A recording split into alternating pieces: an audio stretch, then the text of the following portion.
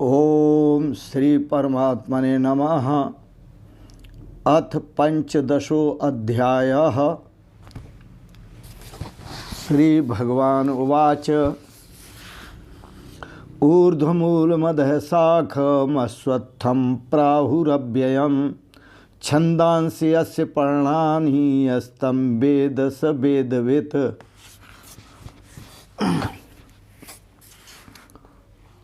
आज 15वां अध्याय प्रारंभ करते हैं। ज्ञान गंगा गीता दर्शन। भगवान श्री कृष्ण ने अश्वत्थ वृक्ष के रूप से संसार का वर्णन करते हुए कहा कि इस संसार को जो जानता है वही परमात्मा की महिमा को जानता है। अश्वत्थ वृक्ष के रूप से संसार का वर्णन और उसको जानने वाले की महिमा। भगवान श्री कृष्ण कहते हैं, अर्जुन, महापुरुषों ने, पूर्व ऋषियों ने, पूर्व महापुरुषों ने, क्योंकि भगवान श्री कृष्ण द्वापर में हुए, इनसे पहले भी बहुत महापुरुष हो चुके हैं।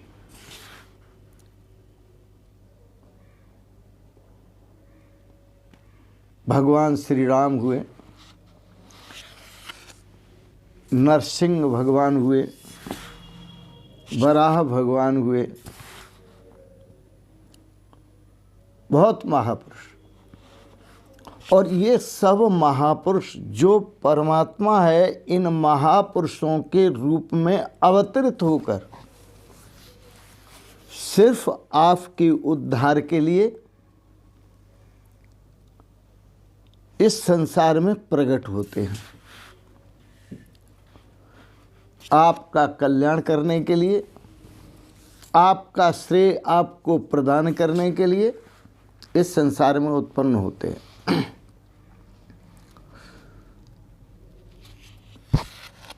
संसार का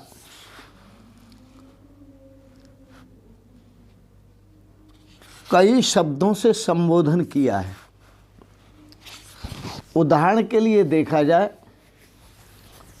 तो दृष्टांतों के आधार पर इस संसार को श्रीमद् भागवत में भवावटी कहा है। क्या कहा है? भवाटवी। इस संसार को भवाटवी कहा है। और इसी संसार को महापुरुषों ने भव नदी कहा है। और इसी संसार को रामचरितमानस में गौपद कहा है। और इसी संसार को रामचरितमानस में भव सिंधु कहा है। और इसी संसार को भगवान श्री कृष्ण ने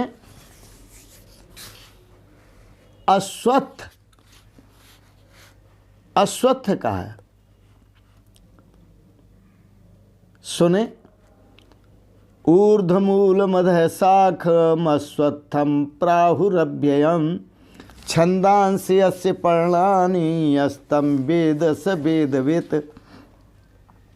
भगवान श्री कृष्ण कहते हैं, ऊर्ध्वमूल अधः शाखा, जिसकी जड़ें तो ऊपर हैं और शाखा जिसकी नीचे है। आपने वृक्ष देखे होंगे तो उनकी शाखाएं ऊपर चलती हैं, पर यह वृक्ष एक ऐसा वृक्ष है, अश्वत्थ का वृक्ष, पीपल का वृक्ष। अश्वत्थ कहते पीपल को। यह पीपल का वृक्ष है जिसकी शाखाएं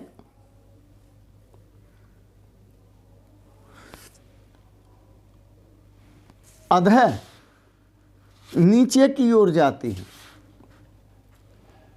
ऊर्ध्व मूल और जड़ें ऊपर होती हैं।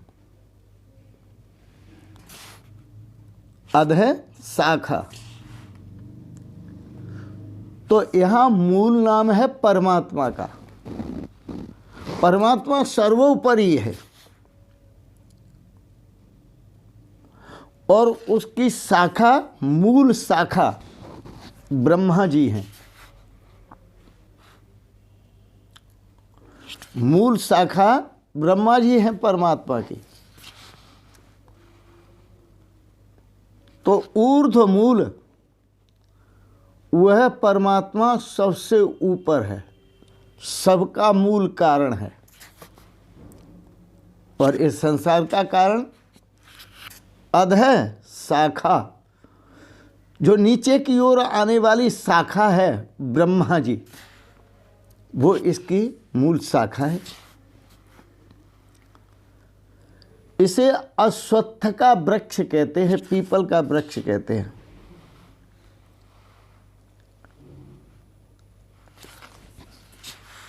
संसार रूप पीपल के वृक्ष को अव्ययम प्राहु, इस संसार रूपी पीपल के वृक्ष को भी अविनाशी कहा है। इसका कभी नाश नहीं होता।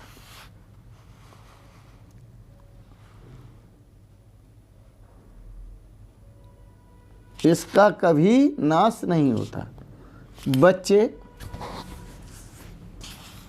बालू में बैठकर घर बना लेते हैं और वह घर बन जाता है,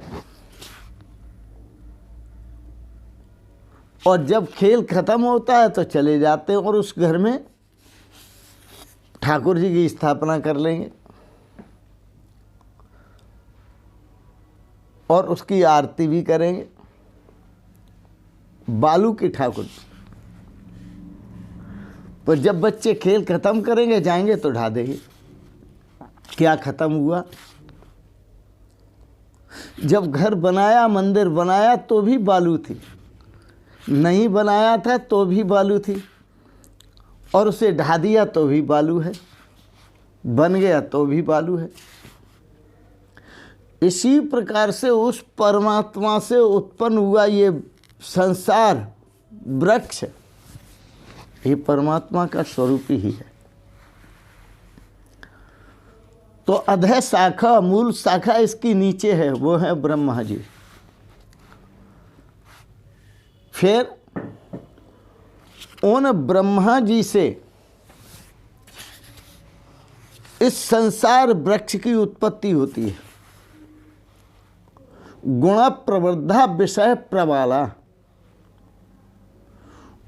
उन ब्रह्मा जी से प्रकृति की उत्पत्ति होती है, जो त्रिगुण आत्मिका प्रकृति है, और तीनों गुणों के विषय प्रबाल शाखाएं। मूल शाखा कौन है? ब्रह्मा जी। और प्रति शाखाएं कौन हैं? उनकी जो शाखाएं हैं वो कौन है? वो शाखा जो है उनमें से निकली हुई प्रकृति। और प्रकृति की भी जो शाखाएं हैं वो कौन है? गुण, तीन गुण।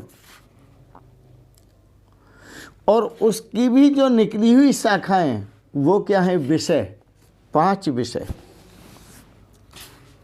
उनकी निकली हुई शाखाएं क्या हैं? ज्ञान इंद्रियां, कर्म इंद्रियां, एकादश इंद्रियां, ये शाखाएं सभी। गुण प्रवृद्धा विषय प्रबालाः अधश्च मूलान् संततानि, अधश्च मूलानि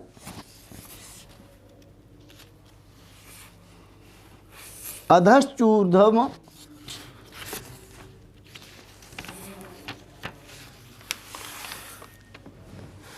ऊर्ध्वमूल मदः शाखा अश्वत्थम प्राहुरभ्यम, इसे पीपल का वृक्ष कहते हैं। इस संसार को छंदांस यस्य पर्णानि, इस संसार रूपी वृक्ष के जो पत्ते हैं वह वेद हैं।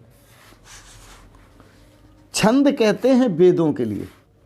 छंदांसि यस्य पर्णानि, और इस संसार रूपी वृक्ष को सबूल जो जानता है, यस तद्वेद तद्वेद,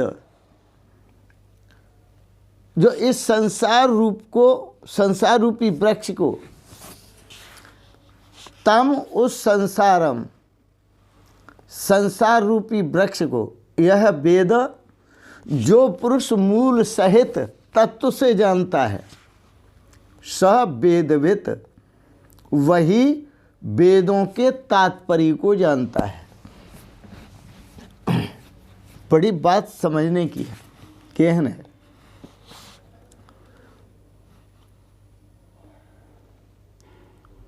भाषा के विद्वान शब्दों को याद कर लेते हैं,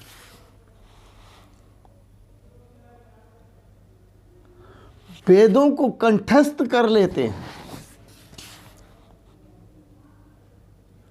और वेदों को कंठस्थ करने से, याद करने से, उनका उच्चारण करने से, ये बहुत अच्छी बात है कि वेदों का पठन करना, पाठन करना, उसको याद करना, कंठस्थ करना, उनका उच्चारण करना, सस्वर उच्चारण करना, ये बहुत अच्छी बात है। परंतु इतने से कोई वेदवित नहीं हो जाता। हाँ, यदि हम कहें कि आप वेदों को जानते हैं, पढ़े हैं, बोले हाँ, हम मंत्र सुनाइए, आप मंत्र सुना देंगे, लेकिन इतने से आप वेदवित नहीं कहे जा सकते। आप वेदवित तभी कहे जा सकते हैं जो इस समूल संसार को तत्व से जान लेते हैं। क्योंकि ये भगवान श्री कृष्ण की भाषा है, मेरी नहीं। भगवान श्री कृष्ण कहते हैं जिसके जो पत्ते हैं, छंदांसी जो पत्ते हैं, वो वेद कहे गए हैं। वेद जिसके पत्ते कहे गए हैं, तम उस संसार रूप वृक्ष को जो पुरुष मूल सहित तत्व से जानता है, संसार रूप वृक्ष को मूल सहित जो तत्व से जानता है, वह वेद के तात्पर्य को जानता है, सब वेदवित, और उसी को वेदवित कहा जाता है। उसी को भगवान की योग माया से उत्पन्न हुआ यह संसार क्षणभंगुर है, और इस क्षणभंगुर संसार को नाशवान और दुख रूप, जिसका स्वरूप ही नाशवान है, और जो दुख रूप है, इसके चिंतन को त्याग कर, जो नाशवान है संसार और दुख रूप है, इसके चिंतन को त्याग कर जो परमेश्वर का, केवल और केवल परमेश्वर का चिंतन करते हैं और निरंतर चिंतन करते हैं, प्रेम से चिंतन करते हैं, तो यह प्रभु का प्रेम से निरंतर चिंतन करना ही वेद के तात्पर्य को जानना है। वही वेद के तात्पर्य को जानते जो परमात्मा का निरंतर चिंतन करते हैं। बड़ा सुंदर है।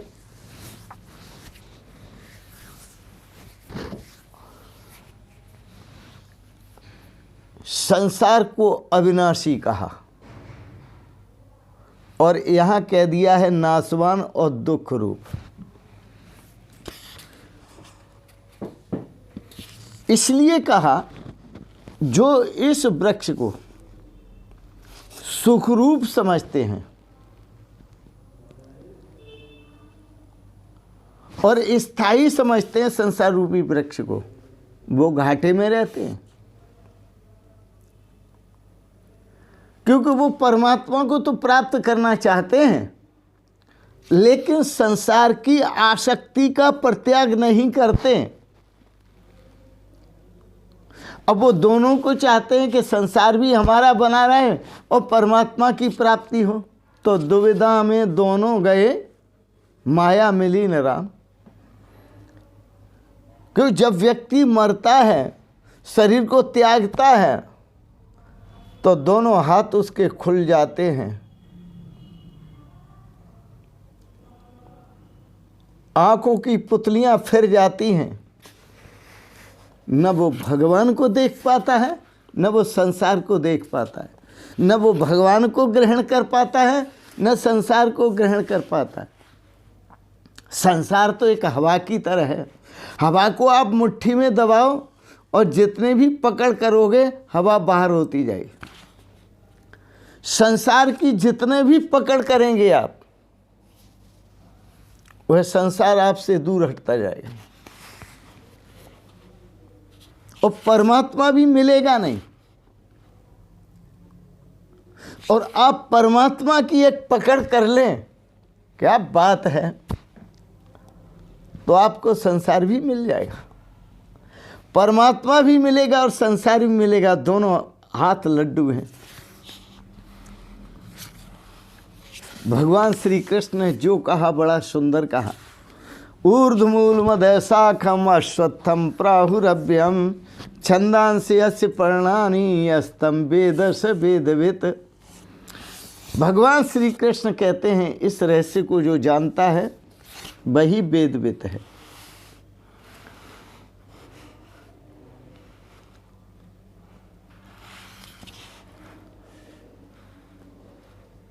और एक बात आपको याद दिलाएं, कही तात सोय परम विरागी। हे तात, उसी को परम वैराग्यवान कहते हैं कि तृण सम सिद्ध तीन गुण त्यागी। तृण सम सिद्ध, तिनके के समान, जो तीनों गुणों से युक्त संसार का परित्याग कर देता है वही वैराग्यवान कहा जाता है। तिनके के समान जो त्रिगुण आत्मक संसार का परित्याग कर देता है उसी को वैराग्यवान कहा जाता है। कई तात सोय परम विरागी तृण सम सिद्ध तीन गुण त्यागी। पूर्व प्रसंग में आप श्रवण कर रहे थे, गुणातीत होना श्रवण कर रहे थे कि गुणातीत कैसे हुआ जाता है। तो गुणातीत होने के लिए क्या करना है? अनन्य भक्ति, अनन्य भक्ति करनी है भगवान की। यत्र यत्र मनोयाति तत्र तत्र ब्रह्मण दर्शन। जहाँ जहाँ आपका मन जाए वहाँ वहाँ ब्रह्म का दर्शन करो, परमात्मा का दर्शन करो, इसी में श्रेय है। जहाँ जहाँ आपका मन जाए।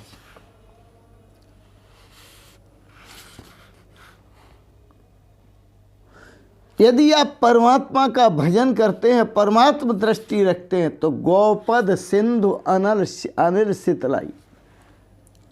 यदि आपका मन परमात्मा के स्वरूप में लीन है तो आपको अग्नि में झोंक दिया जाए तो वह भी शीतल हो जाएगी। यदि आप परमात्मा के स्वरूप में निमग्न हैं, रसमग्न हैं, डूबे हुए हैं, मस्त हैं, तो यह भव सागर गौपद के समान हो जाएगा, गऊ के पद के समान। छोटा सा, छोटा बच्चा भी गौपद को पार कर जाता है। रास्ते में देखा होगा, गौ जिधर से निकलती है उसका पैर बन जाता है, बहुत छोटा हो जाएगा, जाने अनजाने में लांग जाएंगे आप। और गौपद, गौपद का गौ नाम इंद्रियों का है। संसार कितना बड़ा है तो गौपद के समान है। संसार कितना बड़ा है, गौपद के समान। गौपद के मतलब जितनी इंद्रियां हैं और इंद्रियों से जितना ग्राह्य है, बस इतना ही संसार है। जहां तक इंद्रियों की पहुंच है उतना ही संसार है। जहां तक इंद्रियां रसवती हैं, रस ले रही हैं, वहीं तक संसार है। जितनी लंबी, जितनी बड़ी यात्रा इंद्रियों की है, बस उतना ही बड़ा संसार है।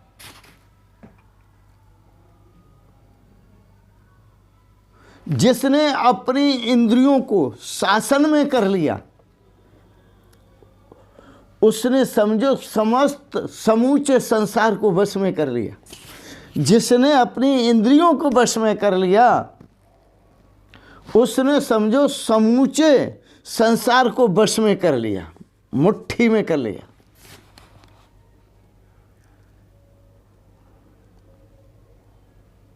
जो साधक इंद्रिया अतीत हुआ, इंद्रियों से पार गया, क्योंकि देह से परे इंद्रियां हैं और इंद्रियों से परे मन है और मन से परे बुद्धि है, और परमात्मा यो बुद्धि पर तस्तु सह, परमात्मा भी बुद्धि से परे है। जो देह को, देह का देह अध्यास छोड़ता है, त्यागता है, जिसका देह का देह अध्यास छूट गया और इंद्रियों का इंद्रिय अध्यास छूट गया और मन का मन अध्यास छूट गया और बुद्धि का भी अध्यास, करता हम भोक्ता हम, अध्यास छूट गया, तो वह परमात्मा को उपलब्ध सहज में होता है। इसलिए हमने संसार को वश में नहीं करना, हमने जो वश में करना है अपनी इंद्रियों को वश में करना है, अपनी इंद्रियों को संयम में करना है, अपने मन को संयम में करना है, अपनी बुद्धि को संयम में करना है और निरंतर इन सबको संयम में करके निरंतर परमात्मा का चिंतन करना है। और जो मायापति सर्वशक्तिमान परमात्मा का स्मरण करते हैं, चिंतन करते हैं, वह इस संसार वृक्ष को समूल नष्ट कर देते हैं, इस संसार सागर को लांघ जाते हैं। गौपद सिंधु, गौपद सिंधु, बस जो इंद्रियों का, जहाँ तक इंद्रियों की पहुँच है वही संसार है, और जो इंद्रियों से इंद्रियातीत हुए, इंद्रियों से पार हुए, वो परमात्मा के स्वरूप को पहचानते हैं सवेदविद, और वही वेदविद कहे जाते हैं। जहाँ तक इंद्रियों की पहुँच है तो इंद्रियां तो सब पढ़ लेती हैं और सुन लेती हैं, तो पढ़ लेने से और सुनने, हाँ, इससे मार्गदर्शन मिलता है, पढ़ने से निर्देश मिलता है हमने क्या करना है अपने कल्याण के लिए, अपने श्रेय के लिए। सत्संग श्रवण करने से हमें निर्देश मिलता है, जो शास्त्रों में लिखा है वही निर्देश संत देते हैं, महापुरुष देते हैं, और जिनके भीतर वो है निर्देश, वो है वेदों की आज्ञा, वेदों का आदेश और गुरुओं की वाणी जिनके अंदर बैठ जाती है, वो सुलझ जाते हैं, और जो सुलझ जाते हैं वही सुख पाते हैं। इसलिए महापुरुष कहते हैं सत्संग में आओ। आओगे तो कुछ सुनोगे, और कुछ सुनोगे तो कुछ समझोगे, और कुछ समझोगे तो कुछ सुलझोगे, और कुछ सुलझोगे तो सुख पाओगे। उलझे रहने में दुख है, सुलझने में ही सुख है। आओ, बड़े प्रेम से एक पद बोलते हैं, आप भी सुनो और गाओ, बड़ा सुंदर पद है। तेने हीरा सो जन्म गमायो भजन बिन बाबरे, तेने हीरा सो जन्म गमायो भजन बिन बाबरे। कबीरदास जी का भजन है, बहुत सुंदर भजन। अरे कभी न की साधु की संगत ना शरणागत आया, कभी न की संतन की संगत ना शरणागत आया। और बह मरा बैल की नाही, बह मरा बैल की नाही, सोए रहा उठ खाया भजन बिन बाबरे, सोए रहा उठ खाया भजन बिन बाबरे।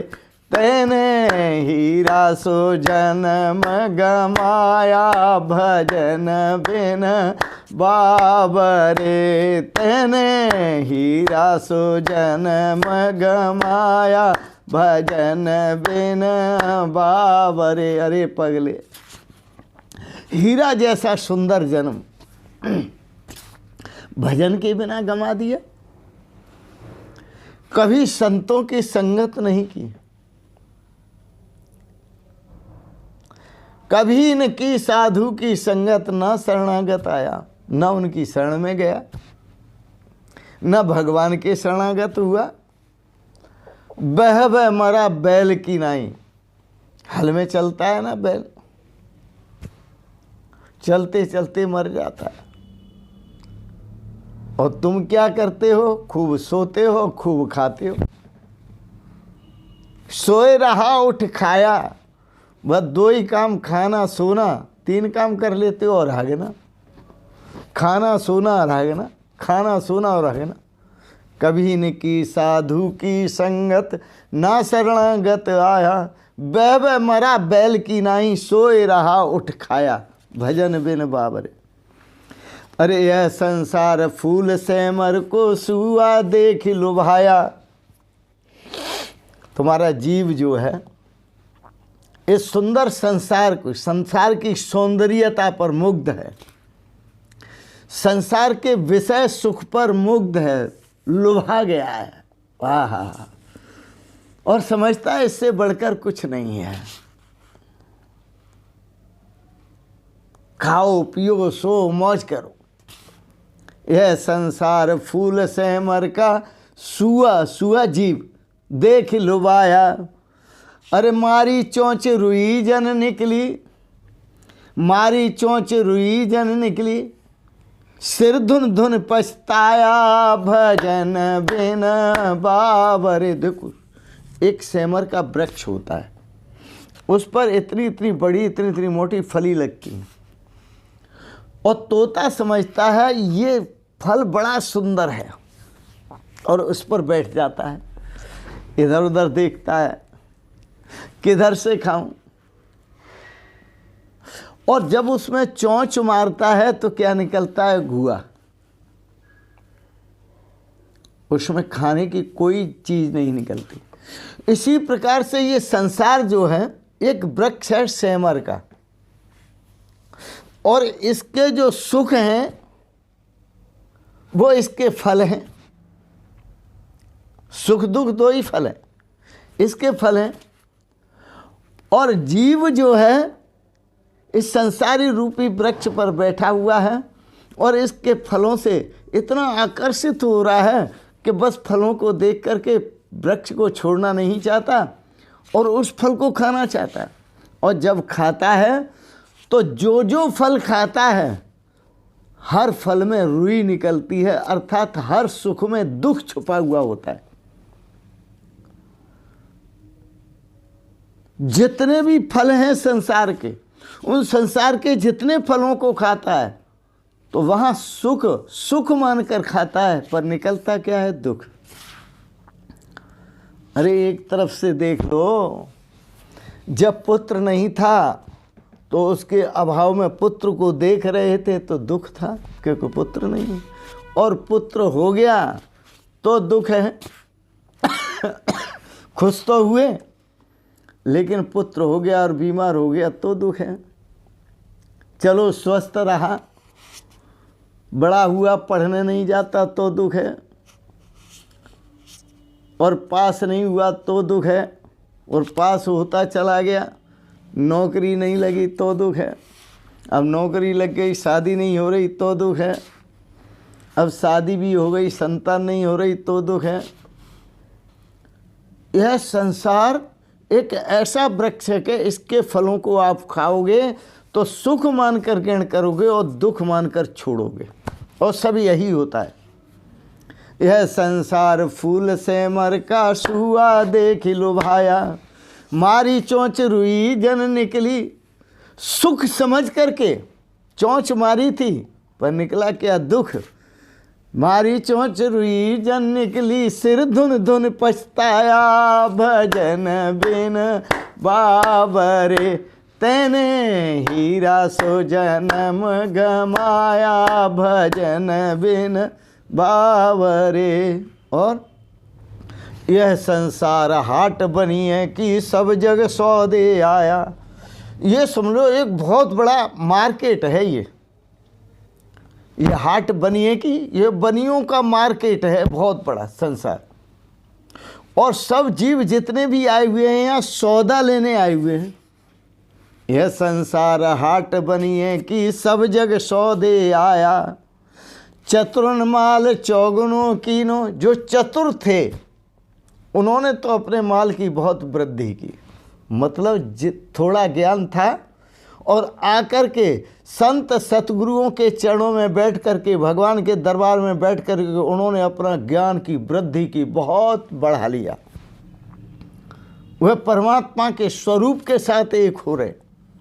चतुरन माल चौगुनों कीनो, पर मूर्ख मूल गमाया। उसको मिला था ये मनुष्य शरीर। जो मूर्ख था उसने यह शरीर भी यहाँ आकर के गमा दिया, नष्ट कर दिया। पुनरपि जननम, बार बार मरेगा, बार बार जन्मेगा। तो यह संसार हाट बनी है कि सब जग सौदे आया।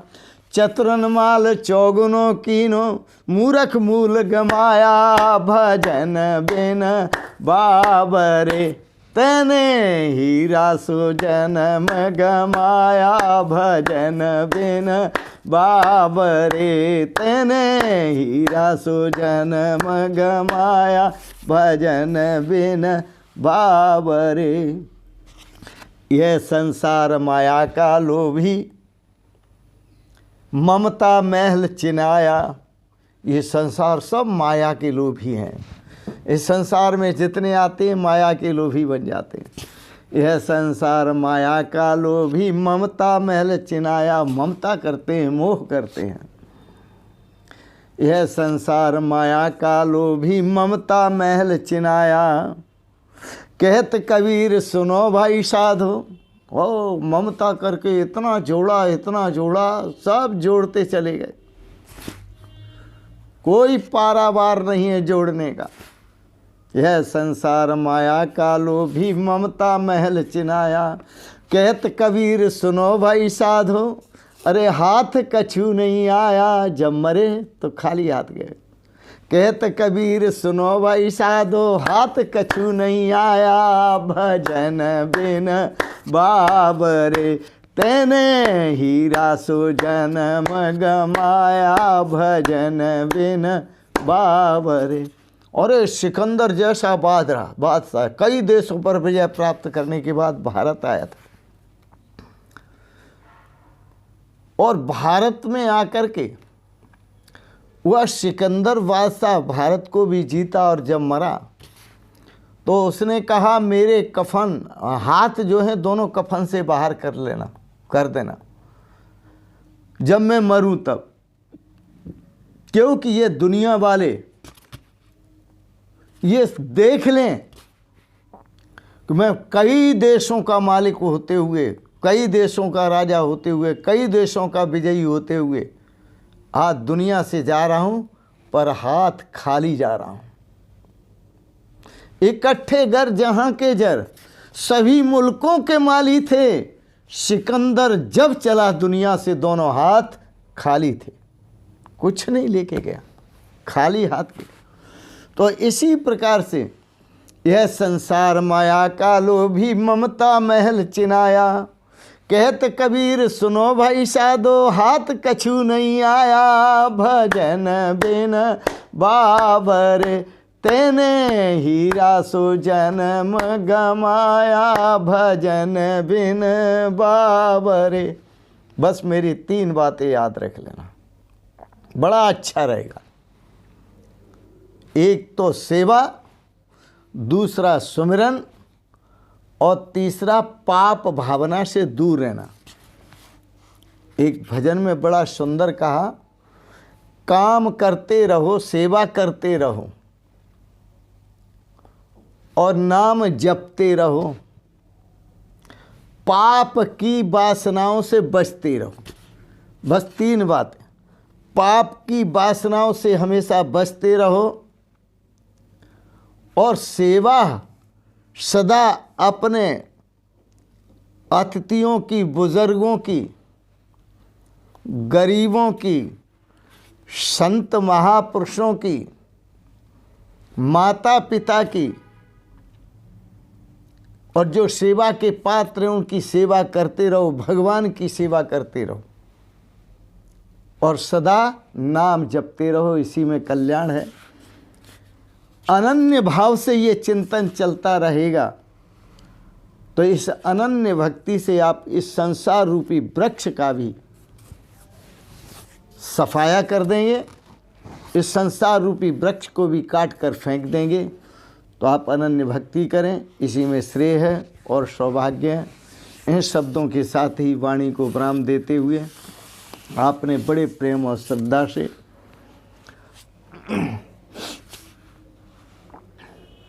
संसार वृक्ष का वर्णन श्रवण किया।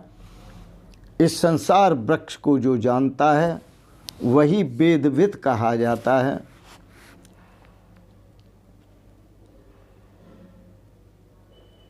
आपने बड़े प्रेम और श्रद्धा से गीता दर्शन के 15वें अध्याय पर विचार श्रवण किए, इसके लिए भी बहुत बहुत अनुग्रहित हैं। आपको अच्छे लगे इनको सब्सक्राइब करें, लाइक करें और शेयर करें। इन शब्दों के साथ ही मैं आप सबके परम पावन श्री चरण कमलों में प्रणाम करते हुए आपके प्रति